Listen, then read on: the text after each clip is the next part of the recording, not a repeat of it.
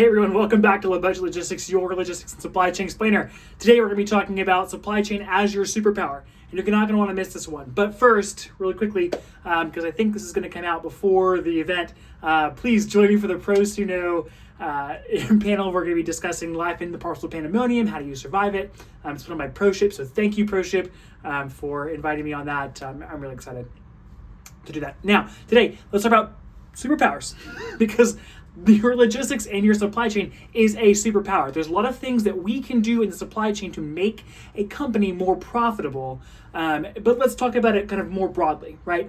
Supply chain as a thing is getting the right stuff from where it is to where it needs to be, right?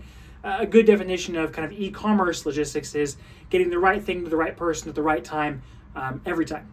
That's a lot. It's a very loaded statement, but it is actually the truth. It's what we do. It's what we're trained for, is to hit that mark, to get 98% or better on-time delivery, to get things where they're supposed to be as close to that requirement as possible, and to give a customer the absolute best experience. Now, I've talked a lot about all of those different things and how they sort of work, and the different tools that we as supply chain professionals use to get that mission accomplished. Now let's talk about missions. So in sort of the broader context, the US military and really any kind of really super dominant military force, their sort of like running theme, they're all really good at logistics, right? If you look at kind of great nations over the course of the millennia, the Romans, the British, the US, right? They had something that no one else had, the ability to get what they needed right where it was supposed to be, right? So the Romans had the roads. They were able to get people and stuff and material where it needed to be to the front lines as quickly as it could be at that time. The British had the Navy, and they were able to move supplies around the world as necessary, and troops, and get things where they needed to be.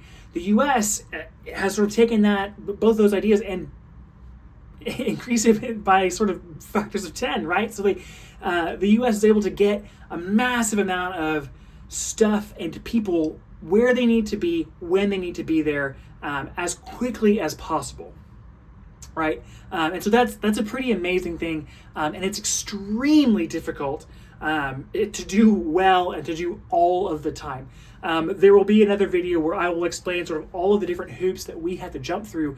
At least in the international logistics side, there are other hoops that we'll talk about on the domestic side that I won't get to, because there's so much to talk about. But really quickly, I wanted to sort of talk about some of the different methods that a supply chain might have or might use.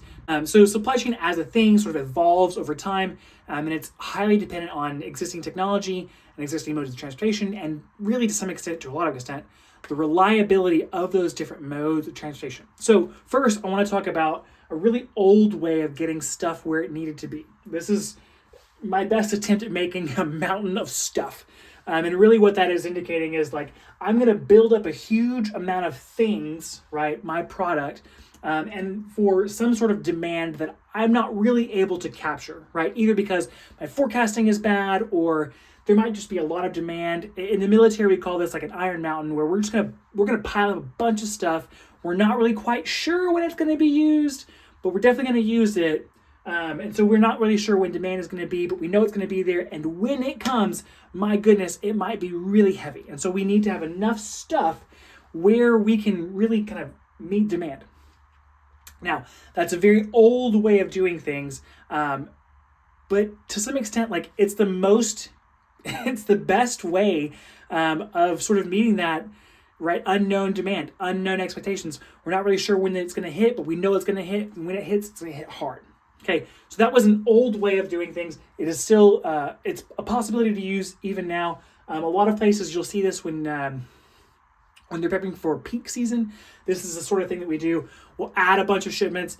We'll see international shipping kind of get really heavy for a very specific amount of time, right? It's October right now, so probably a month or two ago, shipments were really heavy coming out of China or like the industrial nations into the US in preparation, right? We're building up this mountain for demand that's going to be high and to some extent unknown during that holiday season and peak. Now, another way of doing logistics and supply chain is this method, right, where I'm going to send demand, right, this is my expected demand here.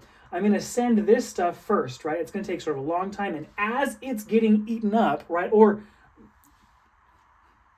another way of doing the supply chain and kind of optimizing your network is something like this, where you're going to send some stuff two different ways, right? Maybe we're going to call this an air shipment, and this is going to be an ocean shipment. Now, the demand that's expected is going to be relatively consistent. We're going to know we have a good expectation of what demand might be. We might add a little bit, right? We're going to add a little bit more here in case demand is a little bit higher than what we expected it to be. Now, what's going to happen, right? We'll say this is an air shipment, and air shipments take about 6 to 7 days from, like, say, China into the U.S. So we're going to send this whole block into the U.S. to meet this demand, and then we're going to ship at the same time this stuff on the ocean. Now, again, in the ocean, normal times, it's going to take about 30 to 45 days to get a shipment on the ocean into the U.S. from China. So as this is getting depleted, we have another shipment inbound ready to come in and meet the demand, right? So you can see that we're kind of thinning out these requirements. And what we're doing is we're utilizing a cheaper mode of transportation to ship more stuff and make our supply chain more optimized, right? We're going to just ship exactly what we need for that 30 to 45 day period. And then when it comes, we're going to immediately roll right over into this larger amount. So that's sort of a different way of doing the supply chain. And it's a different, right, model where I know what demand's going to be, right? So at different times, an e-commerce company might use this one, or they might use that one. Now, a more fun way we've sort of talked about is this one right here, where demand and there's no difference between product creation and demand. This is going to be your fast fashion, your drop shipping, right? Where as soon as demand occurs, a product will be made and shipped directly to the customer. And if there are multiple orders on that for that same customer, they're all going to get placed, all going to be made, and they will all be shipped in directly. This is highly dependent on technology and reliable transportation. When you don't have those two things, you cannot do this because the customer will have a bad experience, and you need to utilize one of these other two modes to get your stuff where it needs to be.